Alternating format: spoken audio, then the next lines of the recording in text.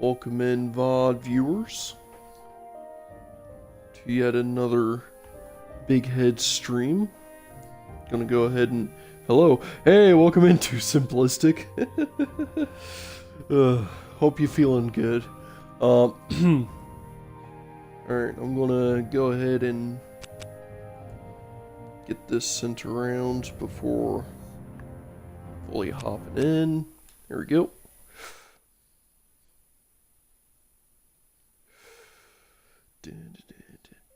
You like to dance close to the fire, don't you?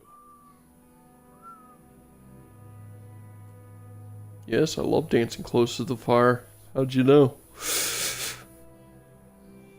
Yes, it's almost never as bad as they tell you, and thankfully pain medication exists. Oh. Yeah. Yeah. That sucks. Anyways.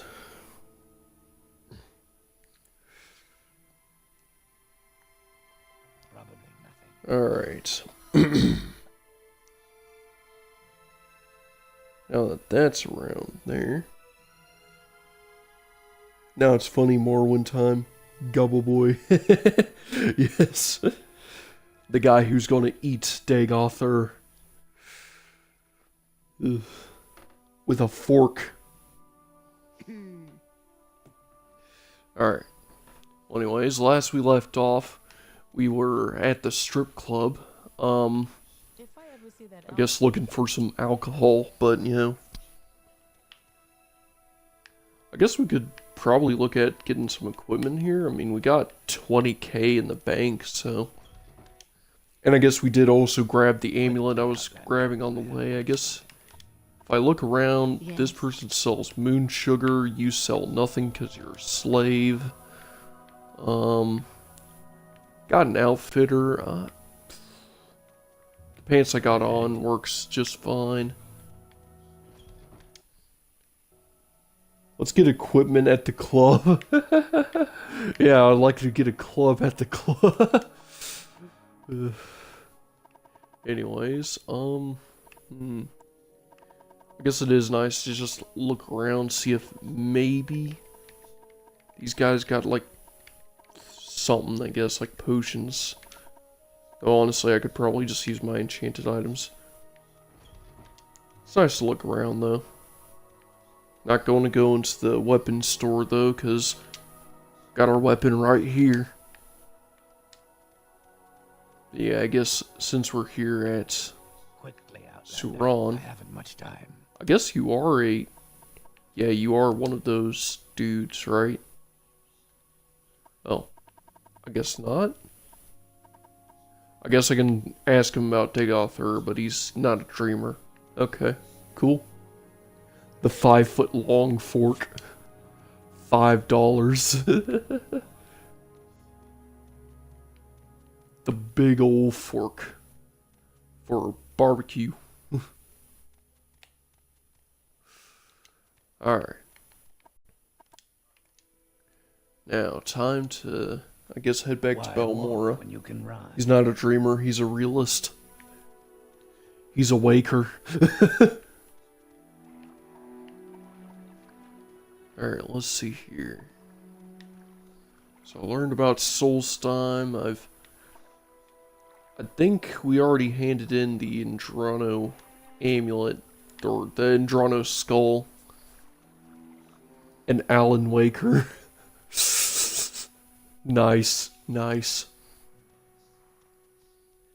Alan Wake. Alright, so I guess we gotta go talk to the big buff moon sugar head. Talk about our mission to Vivek. Oh. How are you? We do have our mission to... that's right, we did ask. Okay. I completely forgot that we were on a mission to Vivek. I may as well have just taken the Strider straight to Vivek, huh? I guess since I'm here, I could get the discount at the Mage's Guild, though. Because there's a significant discount if you take the Mage's Guild. I mean, I could walk on foot there, but honestly, should be good. I mean, a lot of these earlier quests should just be kind of easy to do. You know, especially now that we have the gold, like, it's mostly just go here, talk to these people, go here, talk to these people, go here, talk to these people for a bit.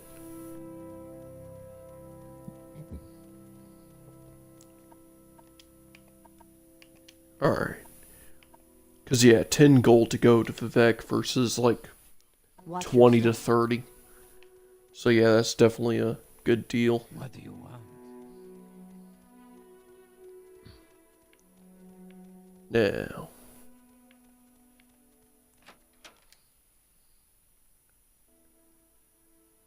Make it quick, Outlander. Because I already know the 3 people I need to talk to. And I do think one of them is actually here in the foreign quarter. I think it's a fellow lizard dude. This 10 gold trip can be very costly when it's your first playthrough. I was never able to get back home in Valmora. Oh no. Yeah. That's kind of why I almost always do a bit of a starting gold exploit of just running around areas and getting as much gold as possible. Though, I mean, yeah, if you're definitely hurting for 10 gold to be bad, then could you imagine how bad 30 gold would be? Yes, because let's see here. Quickly, Outlander. Should be just near Jabasha's rare bookstore. There should be a inn here. Okay, well there's Jabasha's. So that means completely opposite of that. What's this? It's going to be our lizard friend. Oh, and we just got to level up. So here we're going. Since we're here in a corner club, anyways, I guess we can break into a room. But make it quick. Let's see here. So we got a room door there. Looks like we got some folks around here, because I could decide to just buy a room. Oh, not the gold. The time cost of Vivek is an endless labyrinth of proportions. Oh, yeah. Yeah.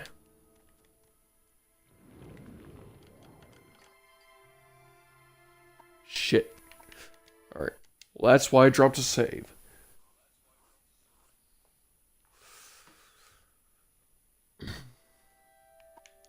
Alright. Now, if I'm just sneaking here, like a sneaky snake,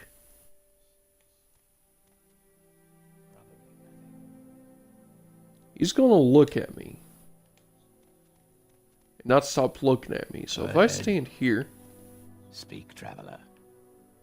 he's gonna change his POV. And now I can run behind him. He'll be looking that way.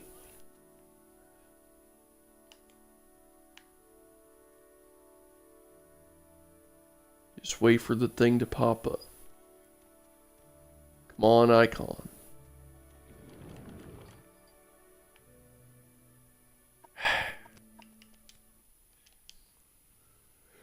Imagine if in real life, when you walked around a bit, you got a goofy choir sing, oh, and then you suddenly have 2 more points of willpower. Yeah. Go ahead. Come on, look at me. What do you want? Look at me. Good.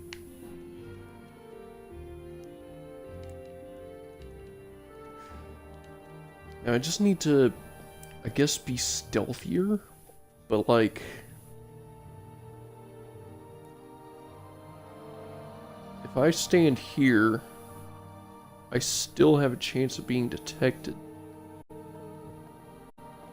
My sneak skill isn't all that high.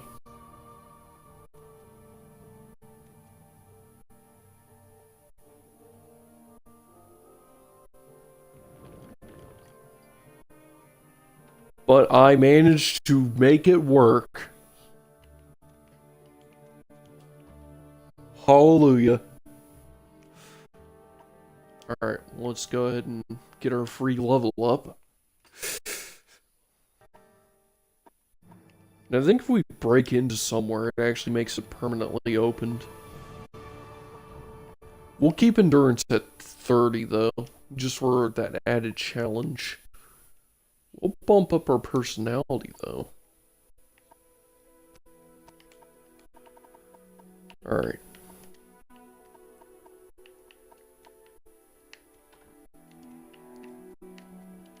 Now, time to deal with some troublesome fools, huh? So, this here's Julia, and we gotta take him to... I like the context of just not spending 10 gold. Yeah.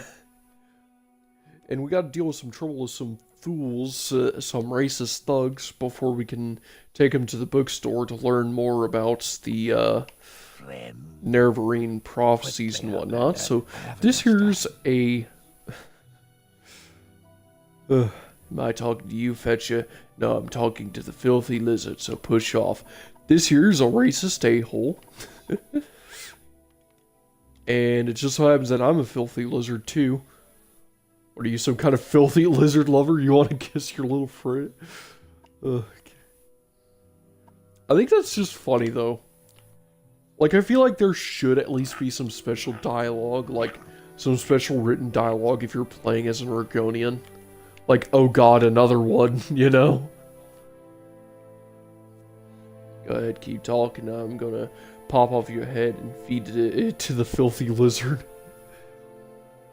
A clean lizard boy. Wait, every time I talk to him, his disposition gets lower. So if I keep talking to him...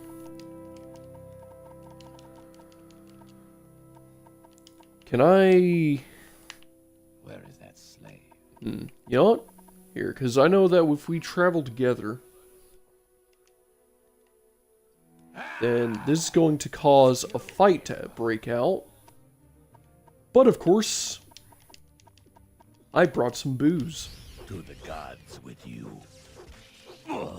And I'm just going to, I'm just going to get into a bar fight with these guys. Oh god. He has the assassin dialogue. But of course we can just deal with these troublesome fools with relative ease.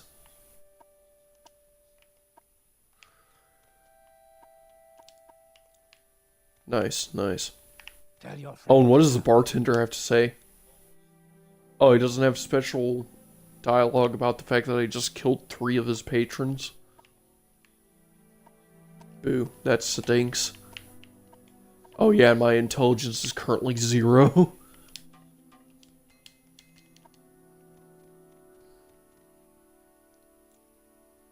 I like how they did the war cry like a barbershop quartet.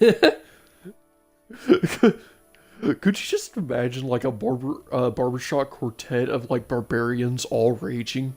Or something like that? Just like, oh.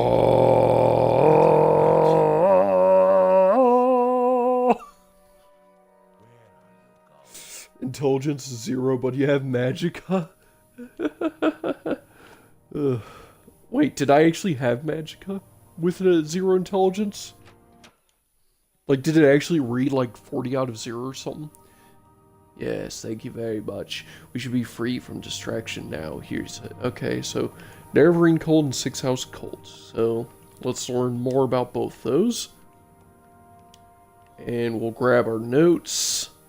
We can learn more about the other... Hey there, buddy. We can learn more about the other cult from the Khajiit woman in the sewers. And mind you, the other 2 instances we gotta deal with are literally just gonna be, go here, talk to this person. Now, of course, we got a lot of books here in Jabosh's books. And I do believe a good chunk of these are actually XP books, so... We're just going to learn the full... We're going to read the full Dance and Chapter series of 1 through 6. Or 1 through 7. And that's far enough away. I'm going to hide it somewhere else. Let's see here. Bro really had to kill 3 guys to tell you 5 sentences. It's not even anything special that would offend anyone, because you can get anyone to tell you about the Ash Cult. Yeah.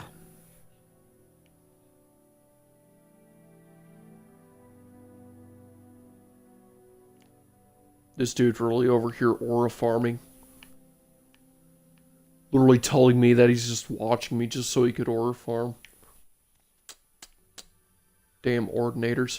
Oh yeah, look at him shaking his head and sad.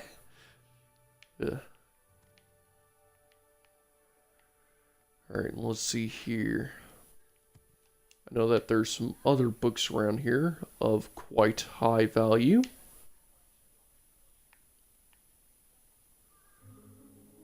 And I'm not seeing... Oh, there we go. Medium armor increased.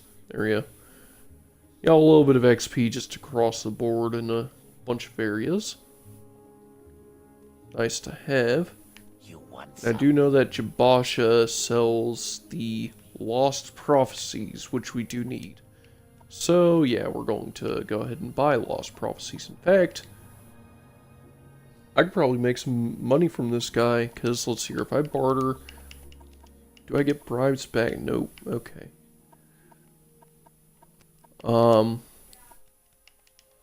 Let's see here. 55, that should... I've been doing a little Morrowind because it's the game I know the least about. And I found out that you can actually use the Kwama egg mines to endlessly respawn them. So I have grinded like 11 levels before I do any quests. Oh, that's actually kind of cool.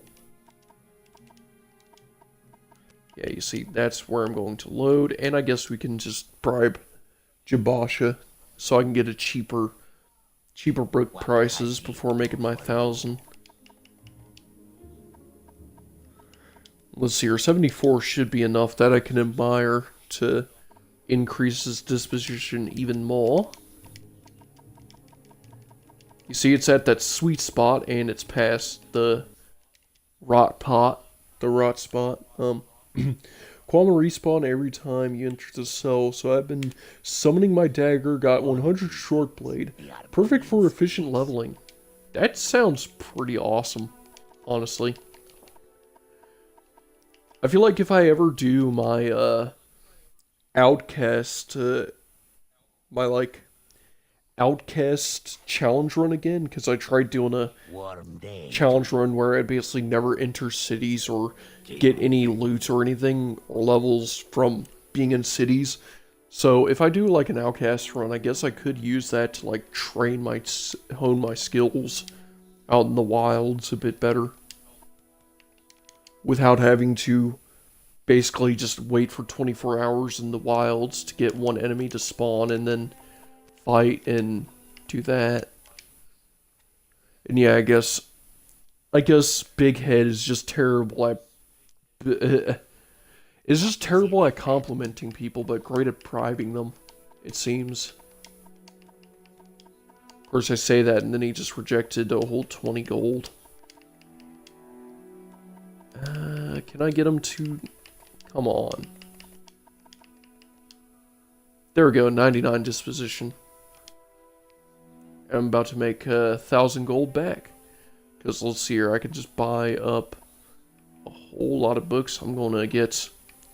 Here, if I buy the entire stock... Yeah, and you get endless drops of Kwama eggs, which can make restore fatigue potions with. Oh, nice. Yeah, because let's see here, I can buy off this guy's entire stock of every single book that exists. Then I'm about to sell all of this back to him. And of course, Jabasha is about to be the most confused Khajiit in the entire land. So I just bought all that for only like 4,000 gold. And I'm going to sell everything except for the Lost Prophecies. Since the Lost Prophecies is a quest item I need.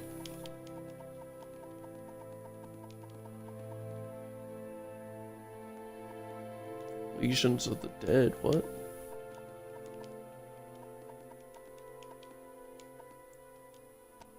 Oh, what was that? Hang on. Notes from Hua. Okay, we'll keep those notes. On Oblivion. His Guild. Origins of Worship. Progression of Truth. That's what it was. Zeroni Suman. Okay, let's see here. Sell the rest of these.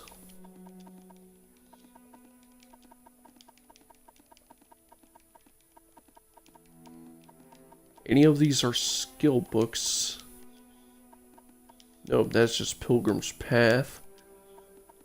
Multiple different copies of them. Real Baron Zyard skill books. Vampires of Ardenfell is 400 gold though. I'm gonna read that in a second. After getting my money back. I like the visual Big Head bringing up a stool and slamming his 19k gold purse on the floor and pick out 10 individual pieces and say, how about 10 gold? Like, you like me now?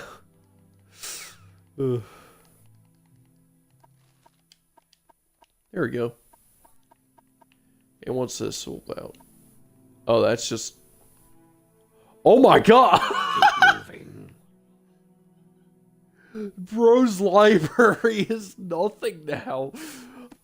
You know what, here, he has one book placed on display. Oh my god. I didn't even realize those were going to be taken off his shelves until I turned around. Gotta love the Bethesda way. I guess if I bought those from the other area... Yeah, I wish it replaced the books on the shelves when they're restocked. Oh, that's hilarious. And honestly, I'd like to just imagine this. Like, I'm buying all the books off of him, and he's giving me the entire shelf. It's like, wow, I never had a clear stock like this. I never had a clear stock that where I would have to actually go out and order new books. Like, this is actually great. I'm getting a lot of money from this. And then I just sell it all back to him, and he's like, oh. Oh, shit. Ugh. Alright, but here, I'm gonna show something cool that I, like using the Amulet of Slow Fall for. Because this area here in Vivec, like, I know from watching a Mickey D video, you could just walk off the edge here, and you'd be perfectly fine. However, when I was first playing this game, oh, can I equip it now?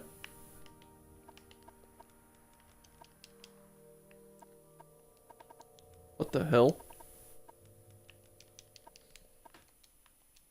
He took every book off the shelf, then Big Head chuckled like Beavis and Butthead, and he had to put it all back on. Yeah. Maybe if I leave the cell and re-enter. Nope. Okay, something's weird happened. Hang on. There we go. Just had to unequip and re-equip it. Alright. Now, if I go ahead and just... Yeah, look at that. Who needs levitation?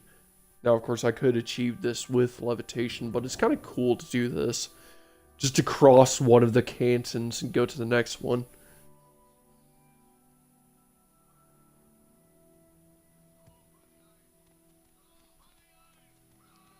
Big Ed is the biggest scam artist. He makes you shuffle all your items around the warehouse and pay him 2,000 gold to do it.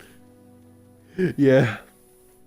Now, let's see here. I think it was at one of the, it was at either one of the Saints' quarters. If you're here for trouble, I think it was St. Olms.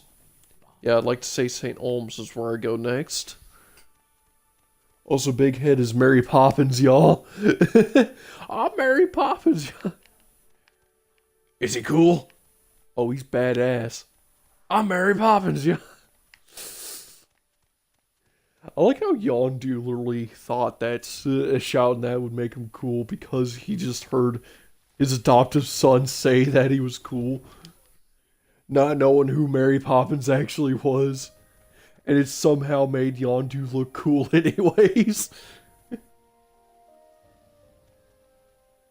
While also being kind of funny. Alright, now time to talk to this dude about Adrir here. Excuse me, I'm busy. Now, of course, he's looking for Adrir here so he can basically capture her. Yondu would yell it even if he did know. Yeah. Yeah, like, I feel like if Quill actually told Yondu exactly who Mary Poppins is and what Mary Poppins has done, he'd probably be like, oh, that does sound badass. You mean tell me someone could fly with nothing but an umbrella? That is bad.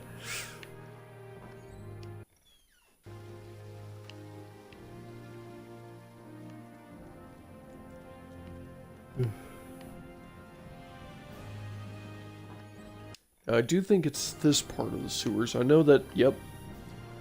Alright. You want something? Now it's time to talk to you about the Six House Cult. But of course it seems like since it's an Exus is a bit of a pain in the arhole. So I'm going to go ahead and head up here. Just a spoonful of kick-ass. Yeah, just a spoonful of kick-ass to let that arrow go down a little easier.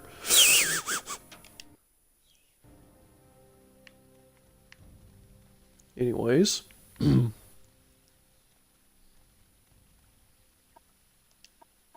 Alright. Like to talk about it here? Yeah, she's on a gondola to the mainland.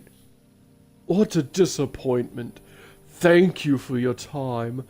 I was just heading back to the mainland myself anyway. And maybe I'll run into her there, yes. what's this Yeah, about? get out of here.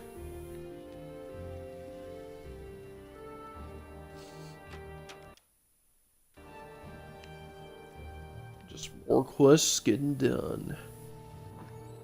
So now time to head back here, grab the notes, check it off the list. Khajiit has no words for you. Yep. Time to talk about the Six House Cult. Nice. Now they're smuggling Dwemer artifacts. Like how my guy expected honest work without honest gold. Yeah. Honest gold for honest work. Never done a day of honest work with that gold you're carrying, eh, lad?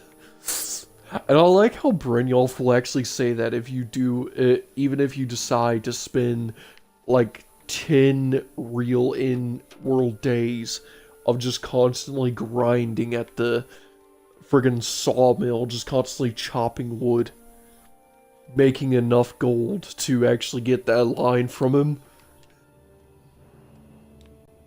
Honest work for honest gold is a banger of Cyrodiil's classic hit single. And yes, I just walked off the ledge there without taking damage. Something that wouldn't work in real life.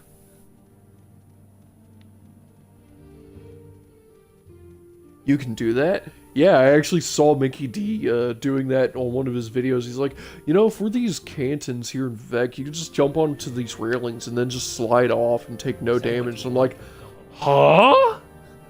So I tried it myself in Morrowind, and I noticed that it works not just on PC, but also on Xbox, and I'm like, holy shit. That's some speedrun tech, lol. Yeah. Yeah, though I honestly do like using the slow fall amulet. Yes, I'm Mary Marlowe. Let's go ahead and walk over here so we could talk in private.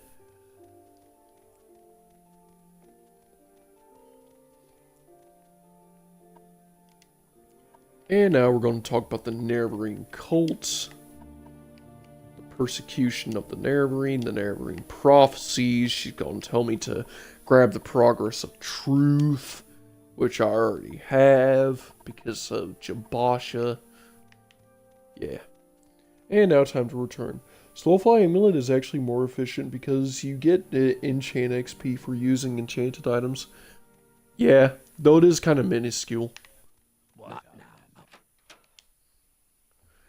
Especially considering the Slowfall Amulet is a item that doesn't really have that many charges on it. Alright, now all we have to do is head north. What do you want?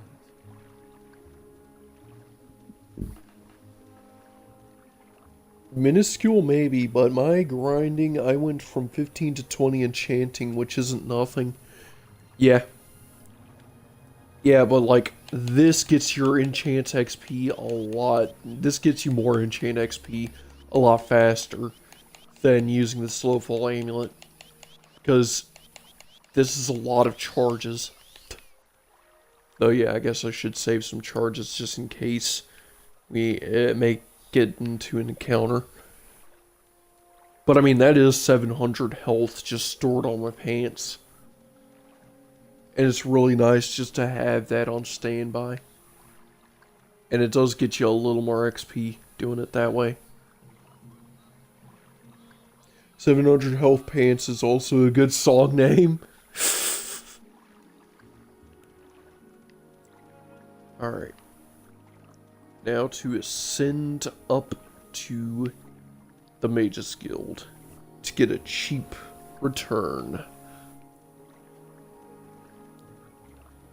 And of course I'm going to get my acrobatics training in me.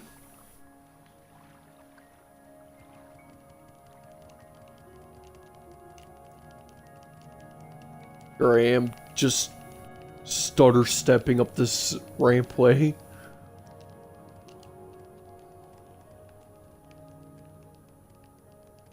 And this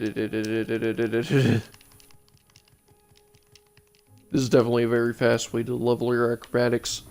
Almost as fast as jumping. The Beast Race movement animations are so goofy, lol. Yeah. Let's not make this official, Outlander. Move along. These ordinators.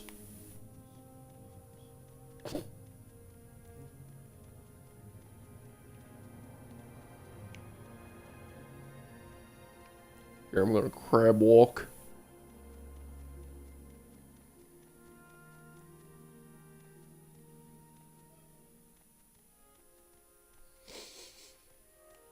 Huh? What the? Allow that. Okay. I noticed earlier that female humanoid movement is glitched where they have the male walk cycle while holding a weapon and walking. Oh, that's interesting.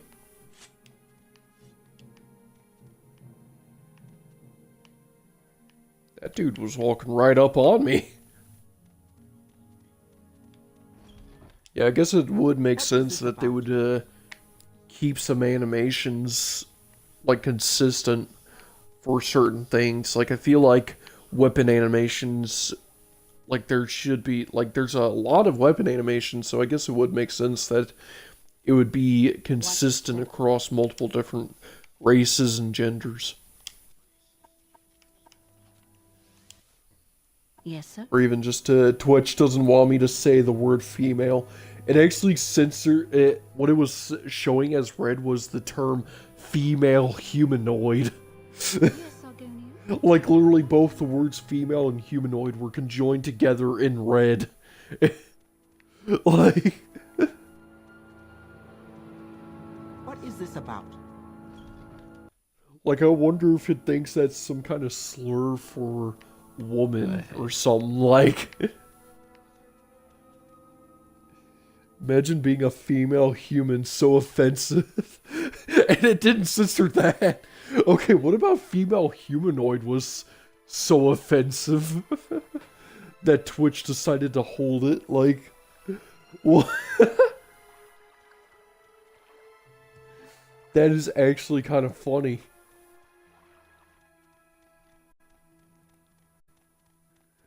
Like, of all things, female humanoid is probably... Wait. Oh. Yeah, probably related to furry rhetoric. Okay. Yeah, I guess that makes sense. And the fact that it did censor it again, so that means it wasn't, like, marked as allowed, so... Okay. That is kind of hilarious, though. Alright, now talk about the orders, because I just returned with all the reports. Yep. And I got the Progress of Truth, got 200 drakes.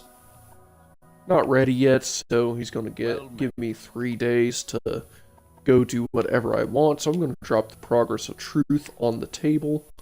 I'm going to drop the notes from Hulula on the table.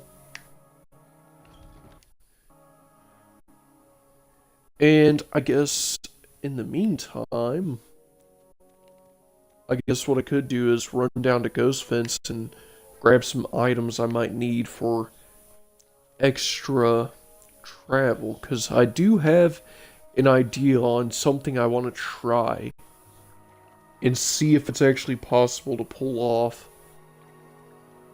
It's basically going to be a bit of an exploit, but I feel like it should be more reasonable since it's an exploit I haven't pulled off yet on any of my challenge runs. And it would be utilizing enchanted items that don't really... Enchanted items that don't Ghost Fence when they could have made the Ghost Wall. That's why Blight leaked out. Lazy Dunmer. Yeah. You know, honestly, the fact that they made a Ghost Fence that only blocks so much of the air, when the whole problem with the Blight is that it's airborne. So, like, why not just make the Ghost Dome? You know, like, would they have the resources for a Ghost Dome? Though I feel like that would be a bit of lazy writing if it was like, oh, this Blight problem that's happening in this one area, they don't know what a germ is. Yeah, but like, I feel like that would be a bit of... No, I feel like it would kind of make things more interesting if it was like a full-on dome, and if cliff racers were stuck in that one area and didn't leak out everywhere else, and if all of the Blight was in that one area, but some of the Blight was leaking out through a hidden underground tunnel. Like, if... I think I've seen it like once or twice, but I never really fully explored it. There's actually an underground tunnel system that leads from one of the 6 house bases to Red Mountain. Like, I forget the name of the place, but it's where you grab the ghost shield or whatever. There's actually a tunnel system, and there's a doorway guarded by a ash vampire that literally leads straight to... we need an Elder Scrolls offshoot called the Racer Dome, where you engage in intense blighted combat with the Cliff Racer's Ghost Dome. The Ghost Dome! Honestly, that just sounds like a wrestling arena. You're entering the Ghost Dome. The Ghost Dome. These wrestlers are extra rough in the Ghost Dome. Uh-oh, got our first Cliff Racer. Okay, let's see how eating a Cliff Racer goes. Do I need my Sujama? Doesn't look like it. Huh. I think I might actually be good enough to face Ghost Dome as what would happen if Jib wasn't a dumb fighter. Okay, my short blade's at 38 already. God, that healing is OP.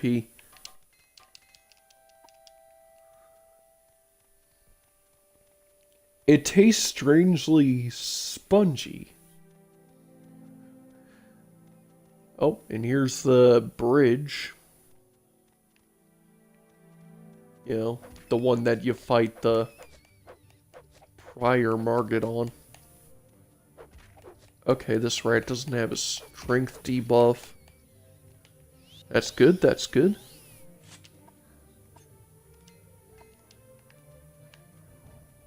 Alright.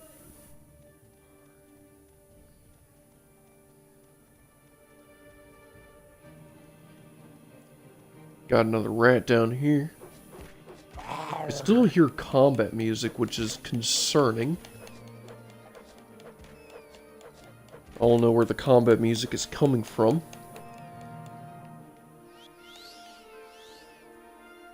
Oh, enchant skill has been raised from 6 to 7.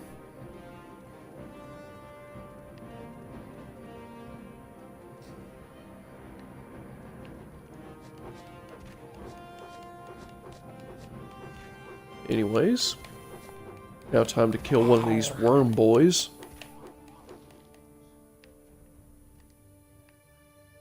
Okay, it says we got enemies nearby.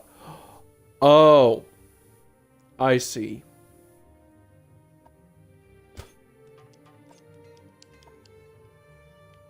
So you mean to tell me a cliff racer got stuck on the bridge and can't figure it out? That's actually funny.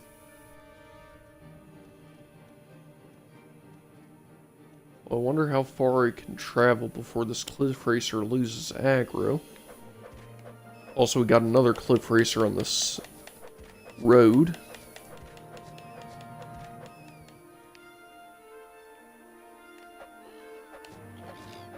Come on. Come on. Come on. You'll taste good in my belly. Eat it. Eat it so I can eat you. Okay, I need to heal. Yeah, you see, this is why I'm going to keep my endurance at 30. Because I can just out-heal everything. And I've yet to encounter something that can one-shot me. Oh. And we just got our next level up already. So here, let's level up again. Morrowind bugs the heck out of me because of the open-endedness of it. Like, I have to divide the world into zones with levels in my mind, so I tend to avoid certain areas until I feel like I am high enough level. But like Morrowind only has a few level areas, and everything else is mid-high tier. Welcome in, Pyrus. To yet another legendary big head stream. Ooh, agility or strength? Strength. I'm going strength.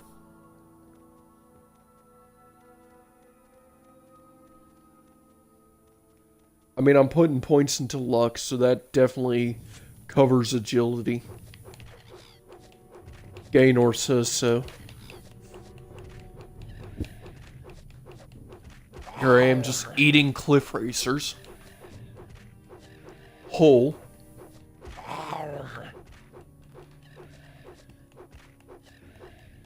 Yeah. Tasty cliff racer. Oh yeah, and how high is my armor class? 10. And I just realized we're going to get the assassin soon. I suggested someone this run a long time ago. Well, they said no. Hello. Yeah. Yeah, Fork of Horripilation only is kinda rough. But with Sujama, it becomes very nasty. Oh yeah, and we got Daedric Ruins up here, don't we? We'll save up here. Yeah, I'm just making my way to Ghost Fence for some equipment that I want. Or more specifically, a type of item I want. I guess I can test. Funny to think corpulation is a real word. Yeah. Though the fork itself has the wrong spelling. This is actually a dead spelling, if I remember correctly. The proper spelling is like, is horripilation.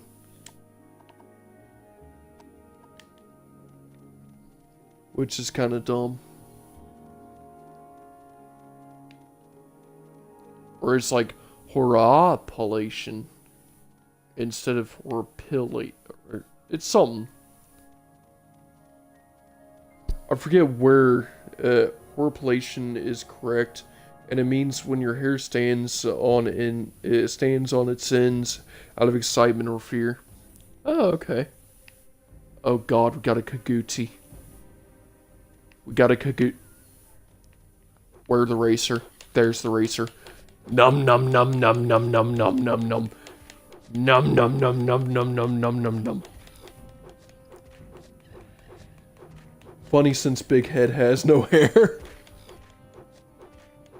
And that's probably the reason he has the fork in the first place, is so he can grow hair that will stand on end.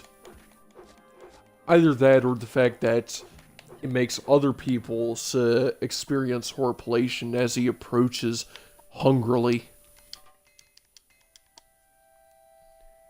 Ready to consume you like Shia LaBeouf.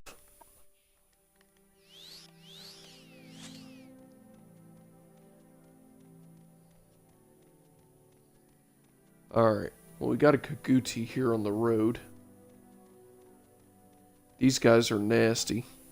I might need to use 5 of my Sujama. Go, go, go, go, go. Alright, come here, big boy. Come here, big boy. Nom nom nom nom. Okay, that was overkill. Does the fork at least have good condition? No. No, it does not. There's a reason I'm carrying hammers on me. And why I'm constantly repairing this thing. Because this thing breaks way too quickly. It only has 400 durability. And I think it even has a degradation speed of like 30% or so. So it like breaks a lot faster than most weapons.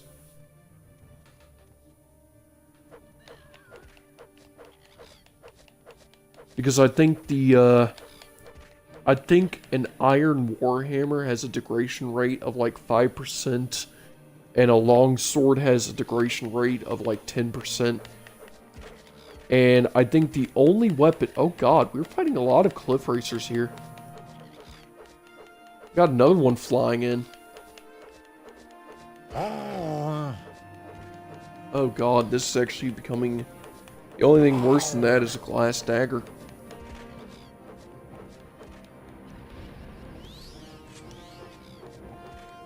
Come on. Oh God. And I got a shulk. Shite. Okay. But I'm hungry. I'm gonna have to rest with St. Maris. Successful. Good. That's gonna get us some fatigue back. Oh God. I'm getting surrounded.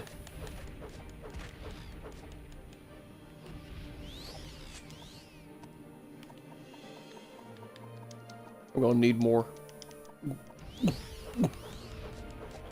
Come here, tasty shulk.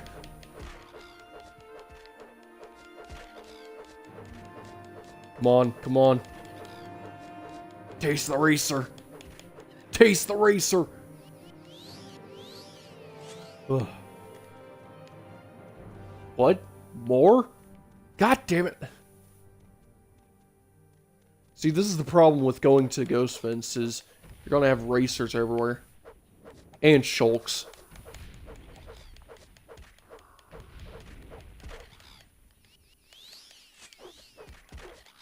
Come on.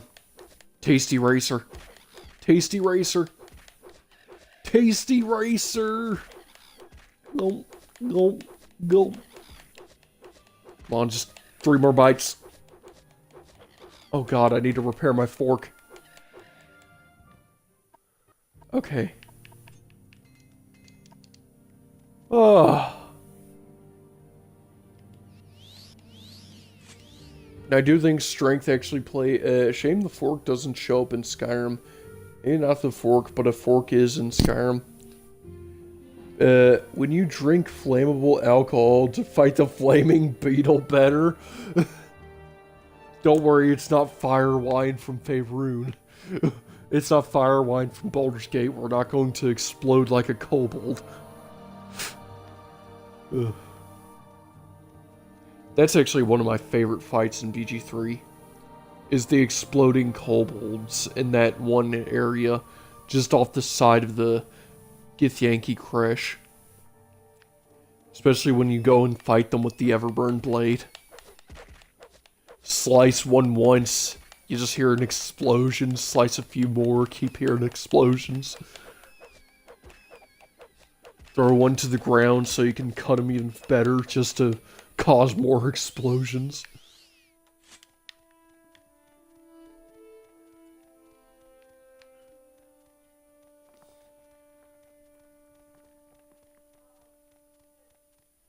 And I remember playing with some friends, Baldur's Gate 3, and I decided to bring my paladin, and I got the Everburn Blade. And I remember going through the crash, and my friends took the top path, I took the bottom path, and I remember them laughing because it sounded like fireworks below them. They're like, I wonder where our Dragonborn friend is. 90% of your equip load is just hammers. Actually, no, 90% is going to be Sujama. The rest is hammers, and then clothing, and the fork. But thank God, the fork only weighs 1 pound. Like, its weight is one of the few upsides.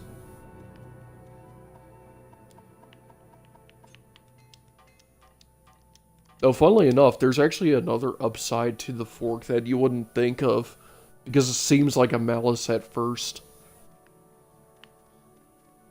Because you may notice I can cast spells despite having Drain Magicka. And if I unequip it, Ghost Fence is solidly in-game, isn't it? I think what's past Ghost Fence is full in-game. But what's in Ghost Fence is a lot of in-game gear. So you can go here kinda early, somewhat in the mid-game, stock up on stuff, and then either get ready for the rest of the main quest or whatever you're doing. Like, shoot, I think if I just look at these people, like, you see these people have some neat spells. A lot of them seem to be quite expensive. And of course, yeah, they do kind of just sell basic equipment here, but I know that there's a few shops in here that have some really good equipment. Head on. Spit it out or hit the road. Of course, we even got an enchanter here. And I think the enchanter is one of the people who sells it. So if I look around here, at least one of the people who has a chance to sell it. Oh god! That's nice. That's a very good looking scroll there. That's also very good looking. That is let's see here. Cure blight on self. I mean, the purity of body just seems really nice. Like, holy crap, that just basically fits my character here. I'm actually gonna drop a save here. Scroll, what? Scroll? What's that? Oh, you know, it's just something old, kind of elder, if you know. It's kind of elderish. Something that people like to use, you know. Yeah. Let's see here. I can buy this. Now the question is, do you restock it?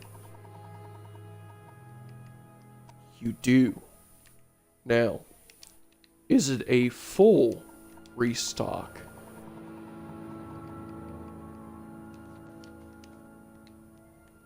We're about to see in a second. It's a full restock. So I can just buy and sell Purity of Body scrolls real quick. Getting my mercantile up. I don't think this person's going to have... I mean, that's a lot of good protection scrolls as well. Like, some of these scrolls just look really good. Like, ooh. Ooh. Warrior's Blessing might be good to have. So if you play as Canon Erevar, do you just play High Elf and wear Indral Helmet, lol? I guess that could work. Like as a pure incarnation. So yeah, let's see here. It does look like that's a full restock on Warrior's Blessing as well. So we're going to get Warrior's Blessing and Purity of Body. Purity of Body. Both simultaneously. Oh yeah, and this person does actually sell Indral equipment. That is actually kind of crazy. Like, you know, I just realized the fact that the whole Indral people are like butthurt whenever you decide to wear their armor, because it's like the Sacred Order armor. No one should ever wear it. No one should ever obtain it, ever. And yet, some of their workers will sell the stuff straight up to just straight strangers. Like, seriously, why is Indral armor in the vendor inventory of an Indral worker? Like, that just...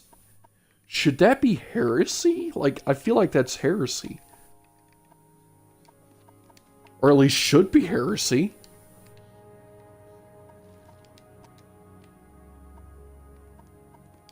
Because let's see here. These scrolls, they weigh 0.2. Yeah, and I mean, that's just full gold's worth right there. There we go. So now we have a full restore. I can buy these for cheap, sell them back for pretty cheap.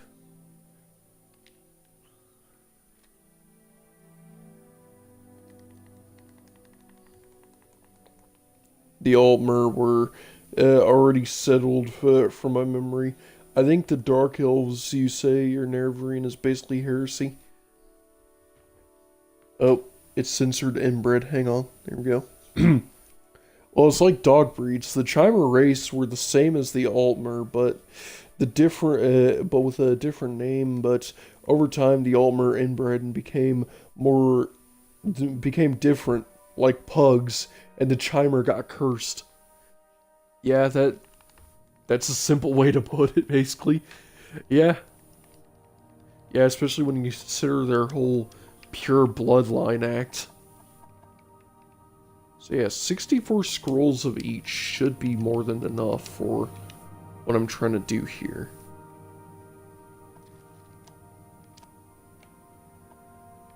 Because yeah, that only should I do 64 of each? I mean, 64 scrolls of anything is kind of crazy, but like...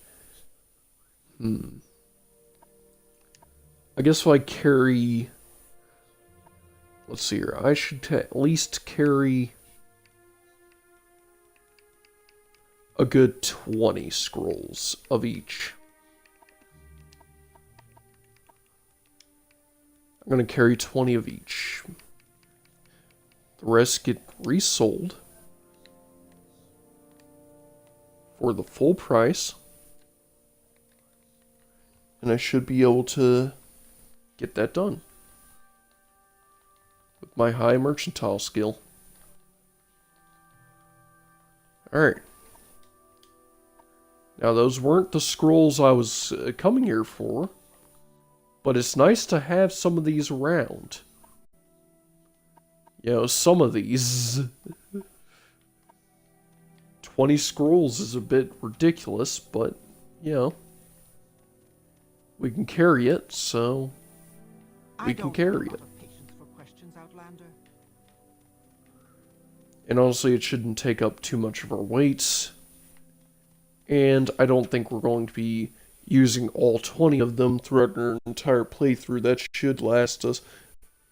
But we're also gonna mention that Nerva was not cursed, so his skin tone would be gold, hence playing as a high elf. Nervar is dead, so Nervarine isn't the original. Yeah. Yeah, the Nervarine is an incarnation of Lord Nervar. Not like the other way around. Let's see here.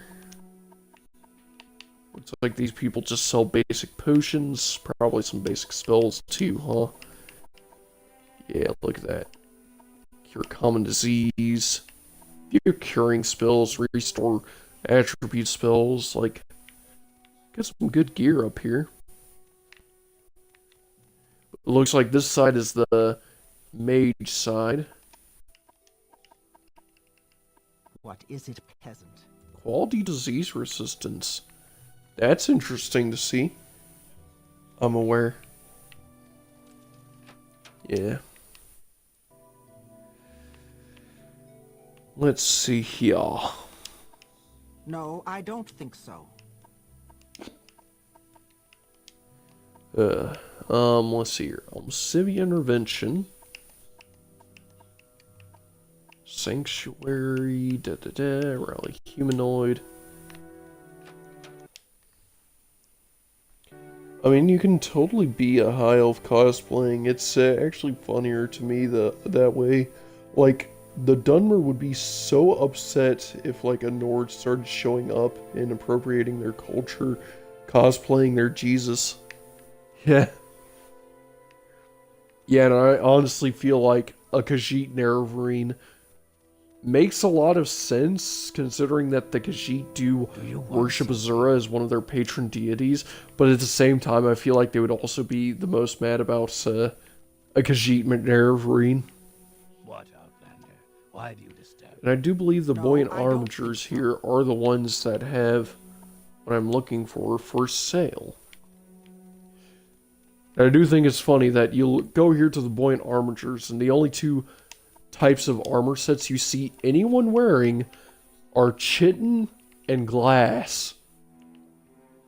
Where is that slave? There's a bit of a difference between those two. So is the name Indral Nervar or Nervar Indral. So yeah, like chitin and glass. There's a bit of a gap between how much those two protect, and yet it just so happens that the next armor up in the base game, if you're going light armor, from chitin, you would go naturally to glass because of how the game's level progression works. And glass is just like so strong. Let's hear it. And yet the game just throws so much glass at you. Yeah, this guy is a master merchant, and you can see he sells glass armor. Which, yeah, does have low durability, I realize now. But at the same time, he also sells the master weaponry, the master hammers. Which I guess master hammers are lighter than the basic hammers, huh? Like, I could actually genuinely do a trade-in and get all of the master hammers, like 20 master hammers, should be a little better than what I currently have. 20 journeyman hammers weighs a good bit. But I can, like, sell all these journeyman hammers here.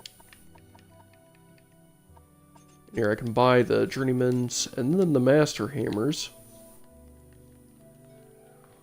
for a lower price. And he should restock everything. Not the master hammers, though. That sucks. Oh, right, let me,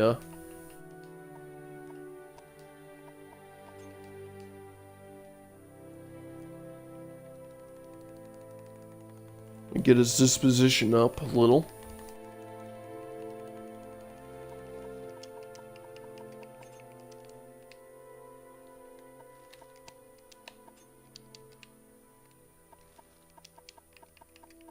I guess, do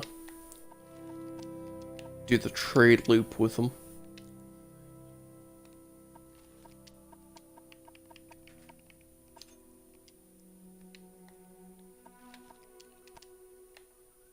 Then I guess what I could do is actually keep... I could keep maybe... I could keep 10 journeyman hammers.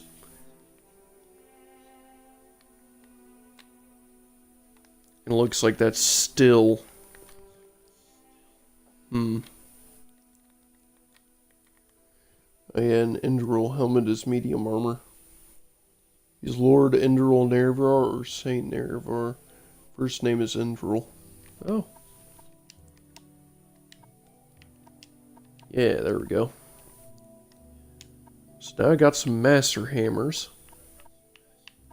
3 blessings to you, Outlander. Which is nice. It was a pleasure. Okay, Outlander. Because master hammers don't exactly weigh all that much. At least not as much as the other hammer type, which is actually kind of funny when you consider it. Because it's a higher quality hammer. Though yeah, I guess it is kind of nice that it doesn't cost that much. Oh, screw you, Cliff Racer. Okay, so if I just go in here...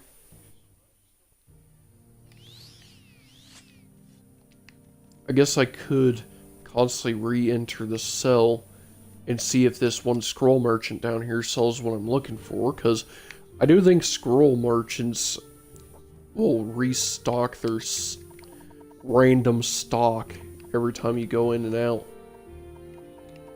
Yeah, like, she still has the Purity of Body and the Warrior Blessing. Or there's probably some new spells in here. Like, it seems like there's might be some new stock in here. Salen's Vivification, Spellmire. Spellmire is interesting. Absorption. Yeah, the 9th Barrier looks like a nasty spell. But yeah, if I just... I guess if I leave and re-enter... I don't think this merchant's gonna sell what I'm looking for. But I do remember seeing somewhere that what I'm looking for is usually sold here. Yeah, you can see all the scrolls jumbled around, so... all the scrolls got reassembled a bit. Though it looks like they're all the same scrolls. It's just... I guess some other equipment got reassembled. What's getting reassembled then? I guess the Firebite Club is new.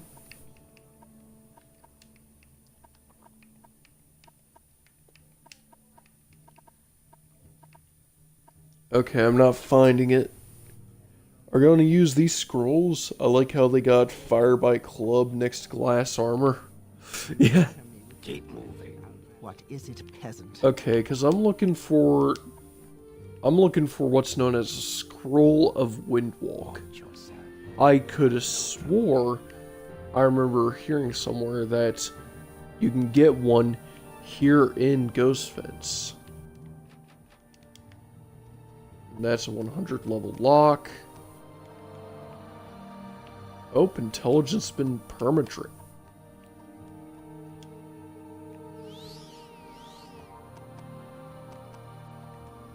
Yeah, let's just fix that real quick.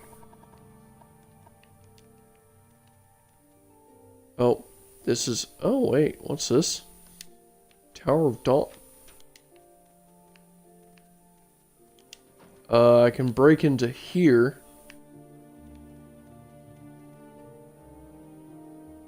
So, we got some seriously good loot here.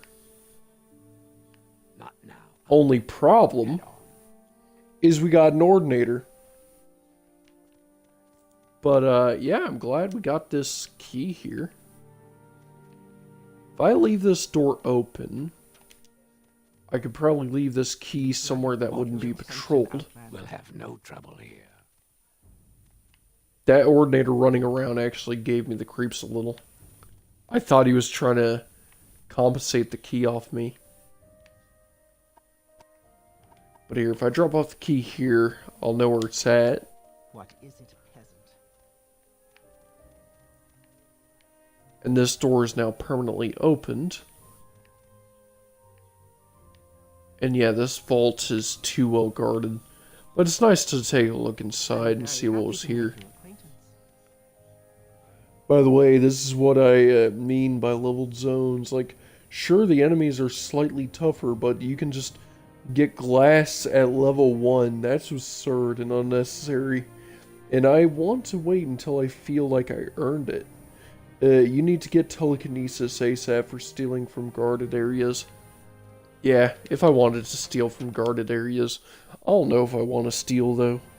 Like, not that much, though. Like, maybe if I find something that's, like, some enchanted item that really would make my build, like, 10 times stronger, then yeah, maybe I'll sneak and steal it. But, like, I don't know. I think stealing beds is something that I'll do more than stealing from chests and crates. And honestly, I don't think there's a scroll merchant here that's going to sell the Scroll of Windwalk, sadly. What is it, peasant? I do think there's some in House Tolvani, though. So I guess it's time to leave the Ghost Fence and make our way back. Big, I don't know if I want to steal head after summoning 2,849 hammers from the ether. Yeah. Yeah.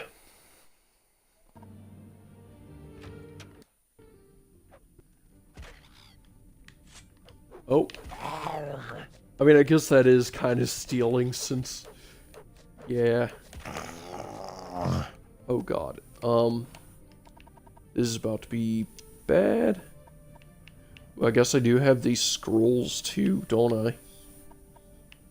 I have Warrior's Blessing. I could actually try using this if my health gets too low. As a last resort. Oh, look at that. Okay. Yep. My attack has just been increased by anywhere from 10 to 30 points, so now I can hit with absolute precision, and that's actually going to help us out significantly.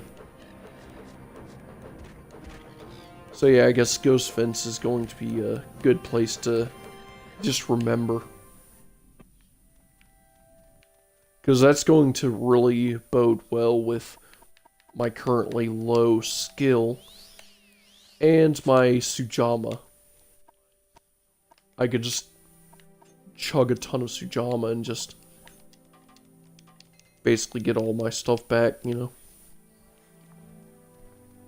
This is the first time in history that any adventurer... Oh wait, remember citizens, don't inbreed. You'll inherit 50% weakness to fire, 15% weakness to frost, 15% weakness to shock, and 50% weakness to magicka. This is the first time in history that any adventurer has thought of using a scroll, let alone actually using one. Congratulations on your achievement, big head. Accomplishment, big head. Yeah.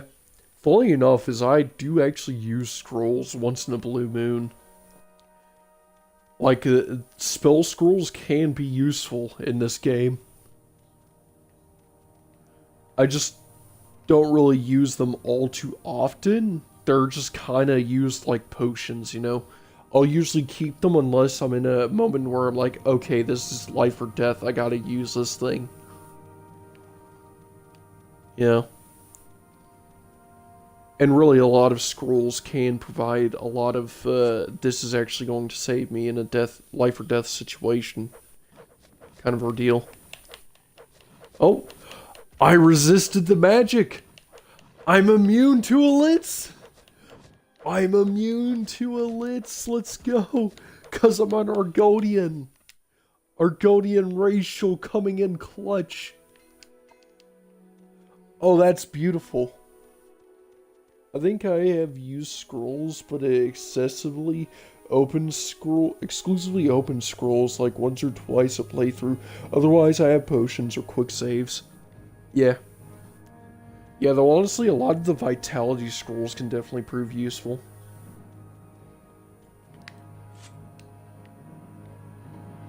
Like, I mean, you just saw how strong the Warrior's Blessing scroll is. I mean, just look at purity of body.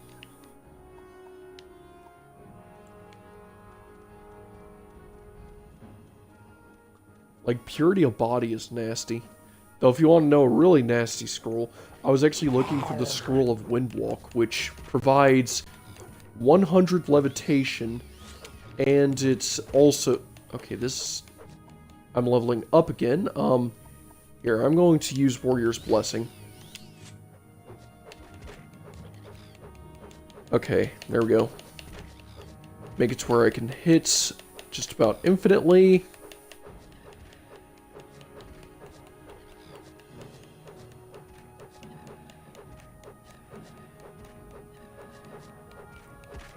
Yeah, but the Scroll of Windwalk gives you 100 levitation points and invisibility for like the next minute.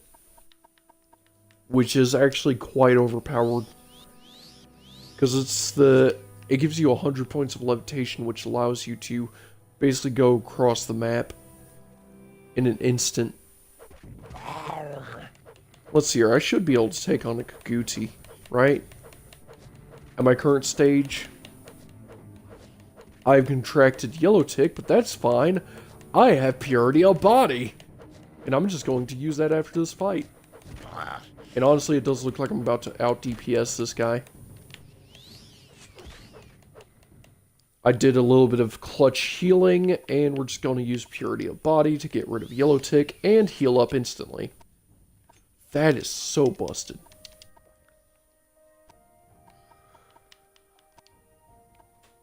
And I guess we can also... I'm going to rest now because isn't Windwalker 500 points? Oh yeah, it is 500 levitation. So yeah, it's even stronger than I initially thought. So yeah, I know if I rest here, yep, you awaken to a loud noise. You will die. Oh no, I won't. And of course he throws the ebony dagger. He always throws, or the ebony dart. He always throws the ebony dart. So annoying. You know what, buddy? I'm going to use the last of my 5 Sujama on you.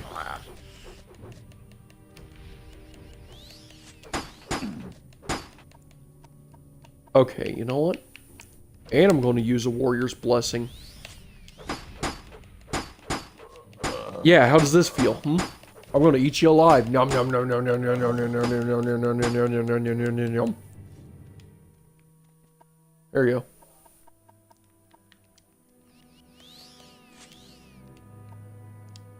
Alright. Now, of course, we got enough carry weight. We can easily carry all this stuff. We're going to go sell it to a vendor. He's the biggest pushover, and it's amazing. Yeah. I like that he actually only spawns at level 7 here in the Xbox version. He'll spawn at level 1 in the PC version, which kind of sucks, because either he'll kick your butt and destroy you instantly while you're just trying to play the game normally, or you can just... I'm in a fight, okay. I like how I just saw cannot use that during a battle and I just turned around to see a cliff racer. Oh yeah, and my warrior buff was still up. Oh yeah, I guess I can also repair all of the equipment here myself before selling it. That'll also give me a little bit of experience. And I can use the blursing belt. The belt of blursing. The best belt in the game. Yeah, and armor is going up. We're already level 7. Yeah, but either he kicks your butt too early in the game and just absolutely demolishes you and you're unable to play the game normally, or you're so powerful with your early game build that you just destroy him instantly and get some great armor. Like, way too early in the game. And honestly, Brotherhood armor at level 7 is still pretty powerful. But I feel like it's a little more reasonable, since at level 7 you're probably already ran off and done some quests that will give you, like, glass armor anyways.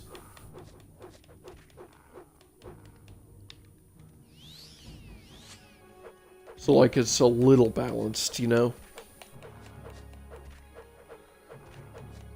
I mean, you have a weapon skill over 20, you're fine. It's not that hard to overpower him, even with basic fire bites, which takes half damage from... Well, 75% damage from, because he's a Dunmer. But still, yeah. Even fire bite can destroy him.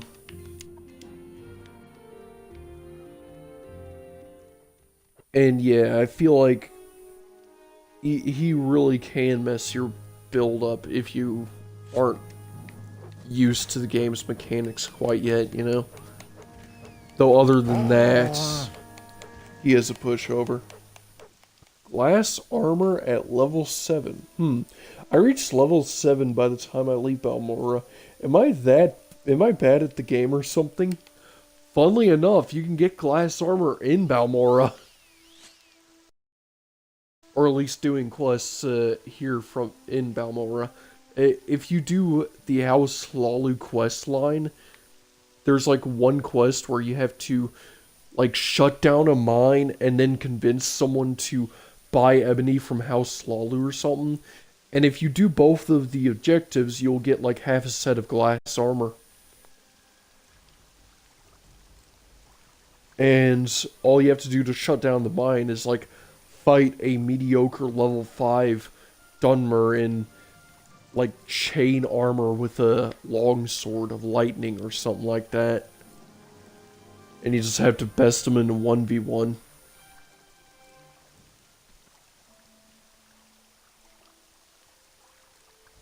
Well, that means you have to join House Lalu, and that's the biggest punishment in the game. I feel like you can definitely accomplish it. I feel like you can definitely accomplish a lot in this game without joining any great house at all. And I feel like House Lalu is just good for early game benefits. Because House Lalu doesn't really require you to do all that much to get anything good. Like a lot of the also, I'm going to become best friends with this guy. I'm going to keep spamming him since he wants to bother me. Get my speechcraft to 38, and we're 100. Nice. Yeah, like, House Lalu can be good for the early game, because a lot of the quests are, like, early game enemies anyways. there's a random mine with a Daedric Daikatana in it. You don't really get touched in House Lalu. I mean... I mean, you do have that one dude who's a bit of a creep, but like... He doesn't ask for that much, right? Like, he only asks for you to pose naked for his photo shoot so he can... Yeah, I feel like if you're willing to look at just game mechanics and game mechanics itself, then House Lalu's not that bad. But if you're looking at the mentality of it, then yeah, House Lalu can be pretty rough. Like, House Lalu damages your psychology more than anything. House Telvanni, on the other hand, will honestly damage your health a good bit because it does have you going out to do some pretty nasty quests pretty early on. And House Redoran isn't that far behind. Alright, so now I gotta go find the informant since some time has passed. He asks for you to take off your shirt, take your shirt off. Well, yeah, you know, just take off your shirt, your pauldrons, your gloves, you know, maybe take down your pants a little. Yeah, now take off your hat, your shoes as well. He likes them feet. Feet. Okay, I'm sorry. I'll stop creeping y'all out. Alright, well anyways, we gotta go talk to Hasor Zanzubani in Aldrune to continue our quest line. I guess we can go grab some... He wants to borrow your socks too. Yeah. You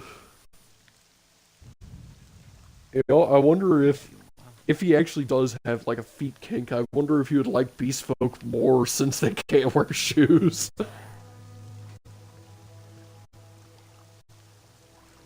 I like how if you mention dreams, Caius is like, you're not going crazy on me, are you?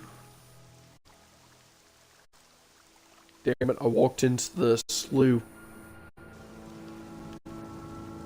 I was distracted reading comments and I walked into the slough. I mean, that one Telvanni dude has cloned wives of himself. He wrote The Lusty Argonian Maid. What do you think he likes? Yeah.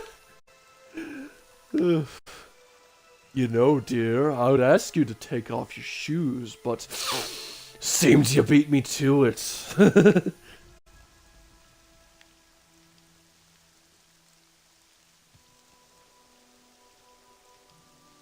You know, I wonder... I guess each of the three great houses do kind of have their one guy who no one likes in their great house. Like, for their own reasons. Like, House Lalu has Uncle Crassius Curio, the creep.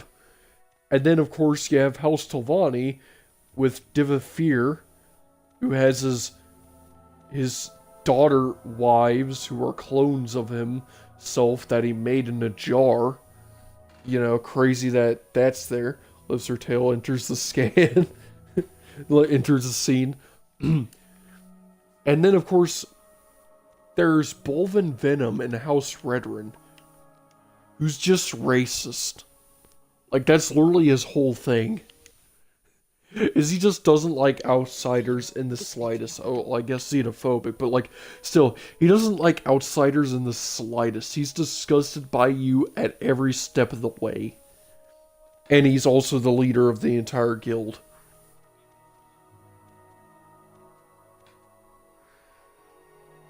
Polish my spear. Training. I love it. Love it. Alright, now, I do wonder if I can actually get what I'm looking for here in Aldrune's Mage's Guild. Kind of, I mean, this person here does seem to sell a lot of... Holy shit! That's a lot of effects on the scroll. Mark and recall, restore health, soul trap, dispel, detect, swimming. There it is, wind form. Okay, scroll of wind form. This person might be able to... That said, I haven't played Halalu yet and haven't finished Redrin. I think Telvanni is the best for two reasons. Firstly, you're a goddamn wizard, Harry. Secondly, you get unlimited freedom. So if you want, you can just murder the entire house. Yeah, that is fair. Though honestly, I personally like House Lalu for one reason and one reason only. Money!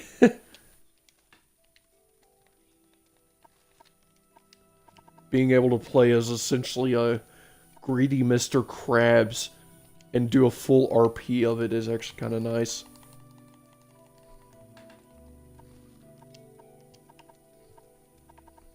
Alright, now this person should do a full restock of these Windform Scrolls. And once I get 20 of these, I should be able to try and break the game a little. And I might be able to actually... Oh yeah, and I also need to... Okay, he does do full restock. And yeah, I guess I do have to return to Balmora right after doing this quest. So it's not like I need Sujama on my person right away. But I will do a bit of a save exploit just to test something. Is the Lusty Footman Plankton in that RP scenario? Oh god.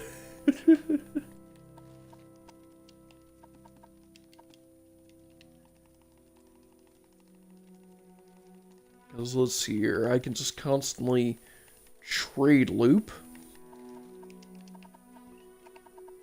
We're already up to 8 scrolls. So we can start getting the prices down by the hundreds.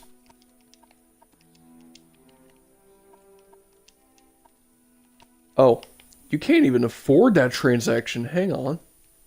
Okay, we're already at getting our money's worth. Didn't realize we would hit this road so early. Like a brick wall.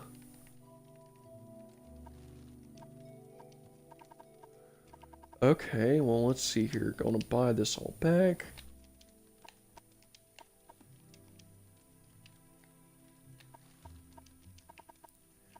Alright, let's see here. If I buy this all back for that much, I can sell 44 scrolls. 625 is probably going to be a bit much, isn't it? I mean, it's barely putting a dent in that price difference. Yeah, okay. Okay, well, we got 500 points of levitation for the next minute every time we use that. Oh. And the Kamana Tong, too, if you feel spicy. I mean, the Morag Tong. Yeah, Morag Tong is actually kind of fun. I remember when I first started playing this game, I remember hearing that the Morag Tong was basically the Assassin's Guild. And now it was kind of like a better version of the Dark Brotherhood, and I wanted to join it so badly. And I was like a level 3. And I was like a Khajiit that was good with spears and stuff. And I remember just sucking so badly at the game, and by the time I managed to join the guild, I felt, do you play the Xbox version for any particular reason? I do actually have the disc. I currently have Game Pass, so I'm able to play it this way. But I do have the disc from very long ago. I used to actually have the disc from my childhood, but I never personally played it. I only watched my brothers play it, and why am I here in the guild hall? I should be in the rat pod or whatever. But yeah, it's kind of for nostalgia's sake, because I remember my brothers playing this game so much on the Xbox, and just showing me the wizard falling from the sky, spending hours on end to make their character before just walking out in the endless loading screens. Showing me a niche and being like, hey, isn't that cool? Look at that thing. And I'd be like, wow, it's a flying jellyfish, that is cool.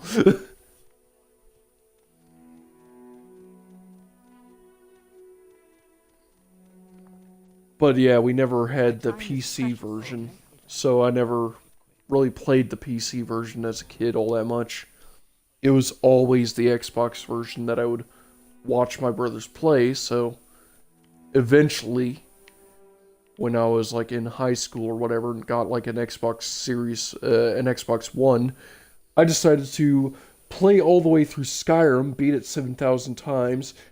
Then I asked to borrow the disc for Oblivion. Then eventually, when I beat Oblivion, I decided to ask to borrow for the disc for Morrowind. The true first Morrowind experience is playing for 4 hours, and then you start the first quest. What on earth could that be? Runs away. Yeah. Now, Hasur Zansubani is not in this guild. Is not in this area because he's down here, isn't he? Nope. Okay, that's right. Rat in the Pod is the Thieves Guild area. Guess it's the other inn I should be at. I only recently did the full story on my Samus Aran run. Samus Aran character. Oh, that's nice. Yeah. I beat it recently with Leo Raz, and I decided to get into Oblivion with that character. Like, I beat it not really recently with Leo Raz. I beat it a long while ago when I first started my channel. And decided to eventually beat the rest of the game's expansions with Leo Raz, and then decided to wrap that character up somewhat recently in the Morrowind arc before going into Oblivion. And I still need to get into Oblivion again to do the expansions, do all the side quest stuff and whatnot. And this inn, I think this is the place. Yeah, Old Scar.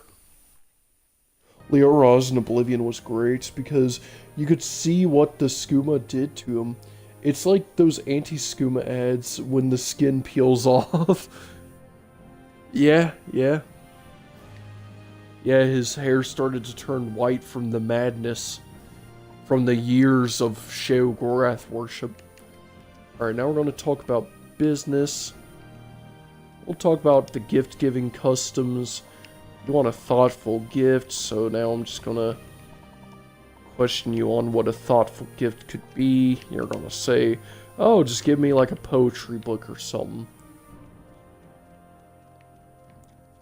So yeah, we're gonna go to... Speak quickly, Outlander, or go away. It's kind of funny because if you play as a high or dark elf, you could justify having the same character from Morrowind to Skyrim.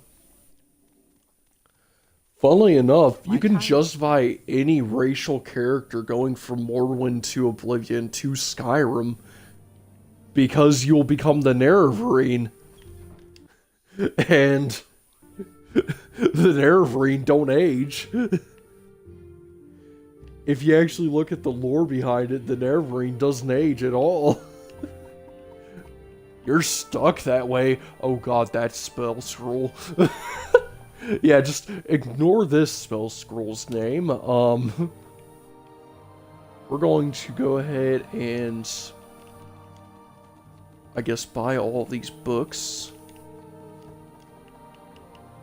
So I could sell all of them back, except for a random poetry book.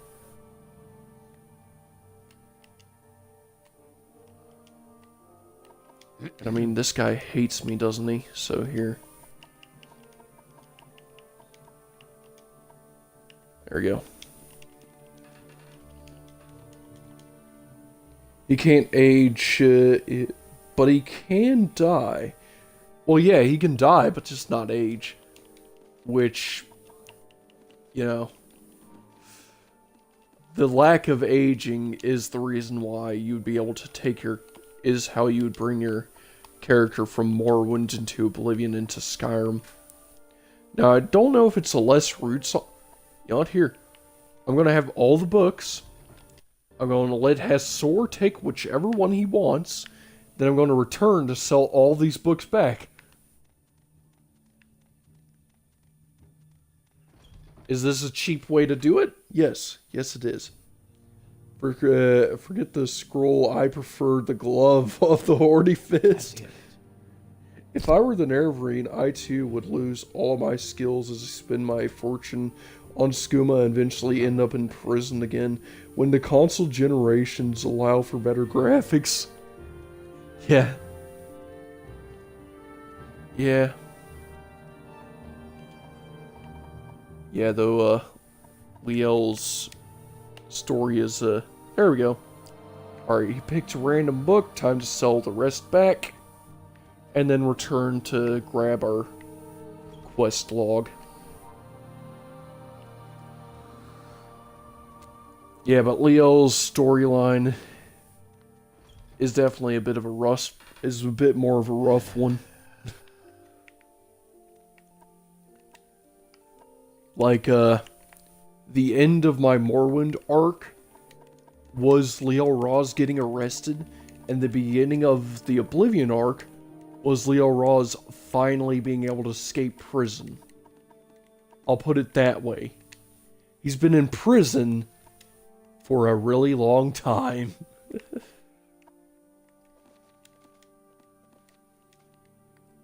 For actual decades. Leo about to make it to Elder Scrolls 6. Let's go. Yeah, yeah.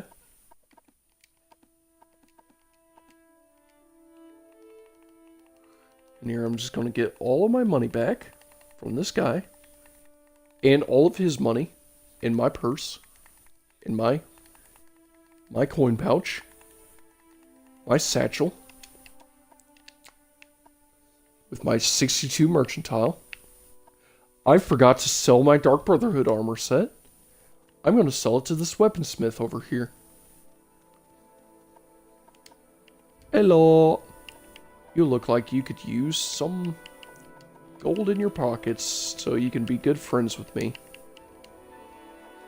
Yep, best friends forever. Alright. Now, here, take this entire set of Dark Brotherhood armor, which is not going to look conspicuous on you in the slightest. You're going to take it for 750 of all your gold.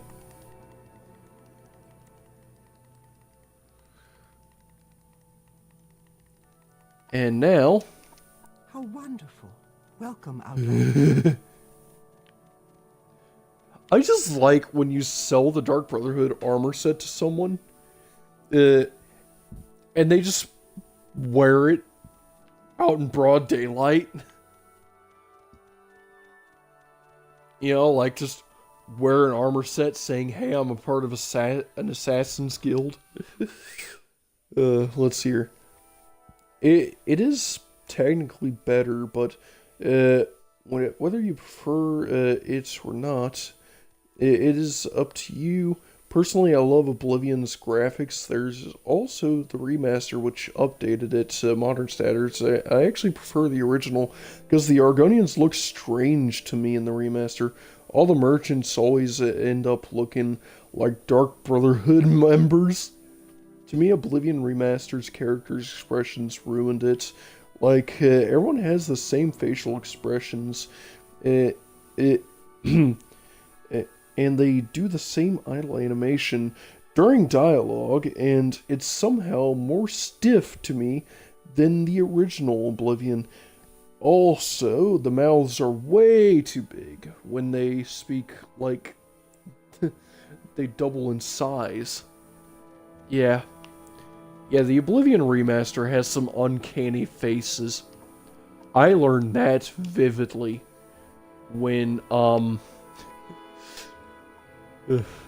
was playing as... Trying to focus on this and whatnot. When I was playing as Jaeger Tharn. Let's see here. If I learn about the Nerevarine cult, all the skepticism, yada yada, courtesy, business, Ashlander worship, Ursulaku camp, Ashlander foreigners.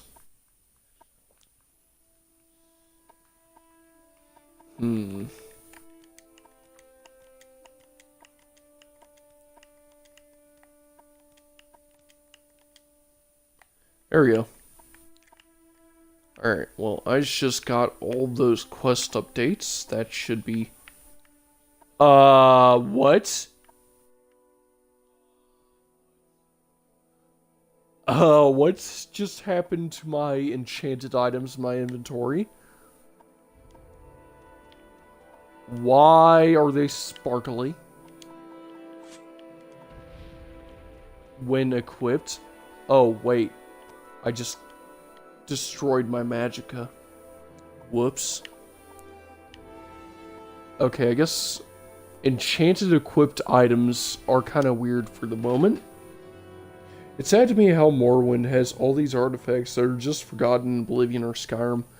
Okay, I don't know what happened to my items. Why my enchanted items look this way.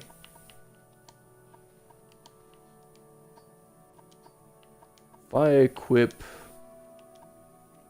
Okay, it's only enchanted items too. That is genuinely weird. It's a shame because Oblivion Remastered's difficulty system is amazing. I like the modern Bethesda system where difficulty can be customized with sliders for both your damage and enemy damage. I like like the modern Bethesda. I like to make it so everyone does maximum damage and it makes fights take 5 seconds as opposed to 5 minutes. You got a RAM bug probably. The virtual machine is messed up. Best not to question it, lol. Yeah, I know I've seen glitches in this game multiple times. All sorts of visual glitches everywhere. Best thing I can do is save, because I know that reloading saves usually reboots the entire system. It's gone. Okay. Cool. I decided to check it just because I decided to save and realized I just caused a loading screen, which usually reboots the entire system because of how this game actually runs, and everything was refixed. Ask your question quickly. The bare face texture. Yep, the good beast. Good beast. I love that good beast meme I decided to make. With just that random destroyed texture. And I remember one time, I actually, you know what, I'm not going to steal the Fighters Guild bed, I'm actually going to steal my room's bed. Because I can also grab the Sujamma while I'm there. And I guess I could also go see if I can pull off my exploit here. And if it's actually fully achievable. I will listen, Outlander, but make it quick. Because, let's see here, I should be able to. Because I got enough Sujamma here to last me for a good while. I should be able to rest for a whole day. A few days, actually. Oh, journal's been updated. Okay, so I'm getting the Dagoth dreams. He probably knows what's about to happen to him. Oh, he's definitely sending the... Is it because I leveled up a few times, and now I'm trying to actually sleep in an actual bed? It's because I leveled up a few times, and now I'm trying to sleep in an actual bed.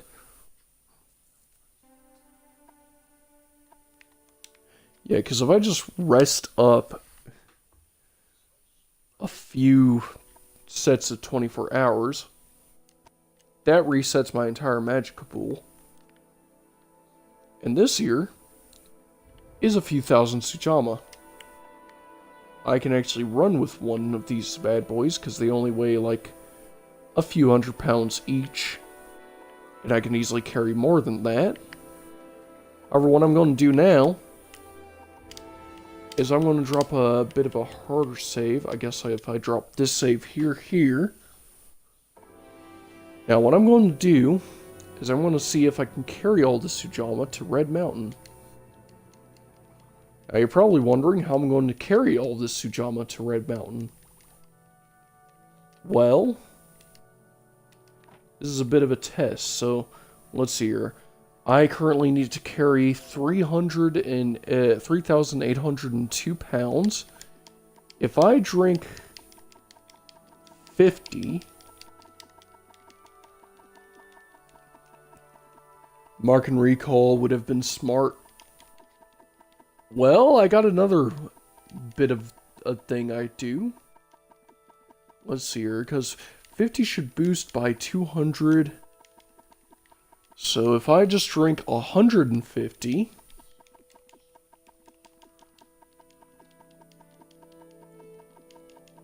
I might be able to actually take on Dagoth early. Take on Dagoth early, if you will. But don't worry, I dropped a save here and I'm going to reload after testing this just to see if my build can even accomplish this feat.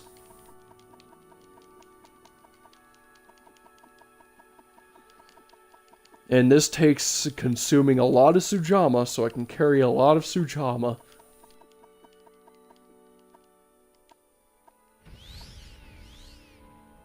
There we go! Yeah, that should be enough strength for a bit. Only downside is once I leave my inventory after drinking that much Sujama, I cannot see. But that's fine, I can just step outside now, and I still easily have 1,000 Sujama on my person. I can cast Wind Form and travel at full speed while invisible, so these guys can't see me, and I actually move faster in first person by a significant margin. Let's see here, I should be able to easily fly past everything, fly past all cliff racers, go into the Red Mountain region, while basically missing everything. The challenge is done in 3 parts. That was overkill because it only lasts a minute. You should have drunk like 50 at a time, lol. Yeah, I was thinking 50, but then I thought, probably not enough to carry a few thousand. Yep, look at that. Over encumbered again. I guess it is, here, if I drink another 100, that should be enough to... We'll see if 50 carries enough, but I don't think 50... I guess 50... I guess my math isn't just mathing out right, hang on. Okay, yeah, 50 isn't... Okay. That was like 51 or so. Alright. So yeah, 50 at a time would actually be smart for pulling off this exploit. And mind you, this part is only a test. We're not actually going to beat the game here today. Oh god. That's part of the test. I should probably have this equipped and pulled out at all times. It does seem like we have a bit of leeway, huh? Oh, and I missed Red Mountain entirely. So here we gotta fly back. Actually, 35,000 or so. Yeah, I guess multi-thousand just works in a nutshell. Alright, so here is Red Mountain. This is Ghost Fence. Crazy that the Blightstorm would show up right before I enter the Ghost Fence. Here, and I guess we do have to drink.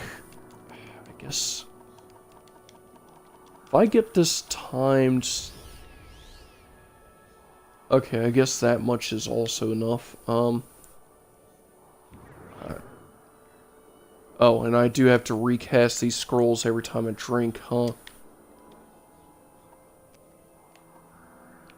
Okay, now I just need to find the center of Red Mountain.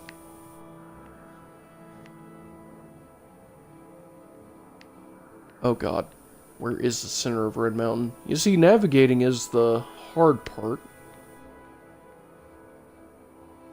Oh god, the Blightstorm's gone in Red Mountain. How did I manage this? Okay, I know that the highest points are close to it.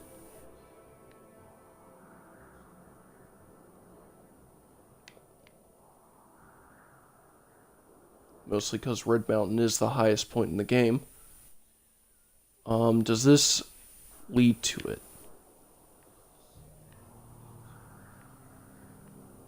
Okay, I guess if this is here... Oh. Here, if I drink 15... Man.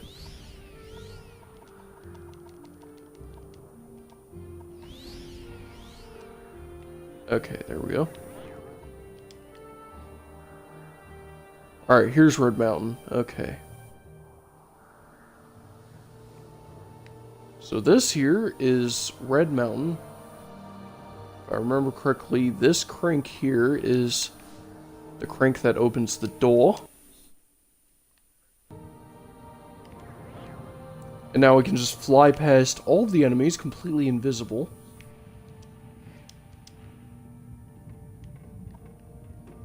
Of course, opening doors undoes our invisibility, so we gotta be careful about that. But I do know that going down to the inner facility here. Okay, gotta reactivate invisibility. We were detected. I guess we don't always need our invisibility. That's the inner tower.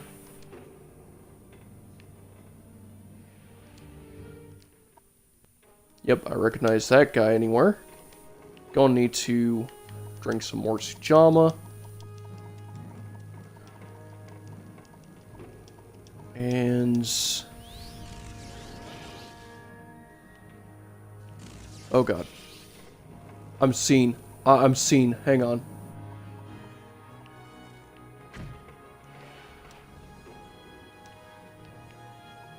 Target resisted magic. I'm going to need to scroll of vitality. Here, if I... oh god.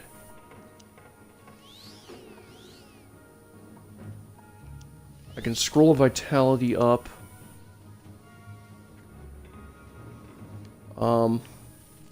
Got a few enemies in the way here. Oh god. Purity of body. And of course, you see, this is why we test things. Alright. Ash Colts makes you feel so seen. How nice of them. Alright. Noted. So, I don't think we're ready for Red Mountain quite yet. It seems like the enemies still provide a bit of a challenge to get through. I guess we can kill those last few enemies. And I guess flying through all of Red Mountain is just hard to fully accomplish. Okay. So now, time to report in to Caius Casades. And I guess get the quest to go to the Ursulaku camp. And I guess we could use one of our scrolls of wind form to just fly over there. Well, I'm going to say that you definitely need only like 100 Sujamma to one-shot Degathur, and agility is a good thing to invest in because Sujamma doesn't need help you to hit him. Yeah, I know Sujamma doesn't help your striking potential, but I know you just have to land one strike. And there is a reason I'm leveling luck. And I do also have the scrolls of the warrior, which completely nullifies that, because that's 10 to 30 attack on top of my already decent short blade skill. Now time to grab our next orders. He's going to want me to go to the Ursulaku camp and learn more about the Nerevarine prophecies. And he's going to also give us a decoded package that basically tells us that we are in fact the Nerevarine. And of course, since this is dead weight that we don't really need, I'm just going to leave all this stuff here. And honestly, the Ursulaku camp is a good ways away. It's up here. We should be able to travel there with Scrolls of Wind form quite easily. Especially if we just take a Mage's Guild to Al Rune. And then we could just fly over there. Speak, traveler. But yeah. Wind form over there. Yeah, you know. What I think I could do here, since we definitely made some good progress in, and we put 2 hours into the stream, I feel like this is a good place to wrap up for now. I mean, we've definitely done a good bit. We've done a bit of questing, got a bit more equipment, got some new scrolls that we could use. So, and I mean, a good chunk of these scrolls can definitely be pretty potent. Got some Grand Master Armor Hammers. Definitely need to get more of those because those are lightweight. Need to get Grandmaster Hammers at some point. We got a few level ups done.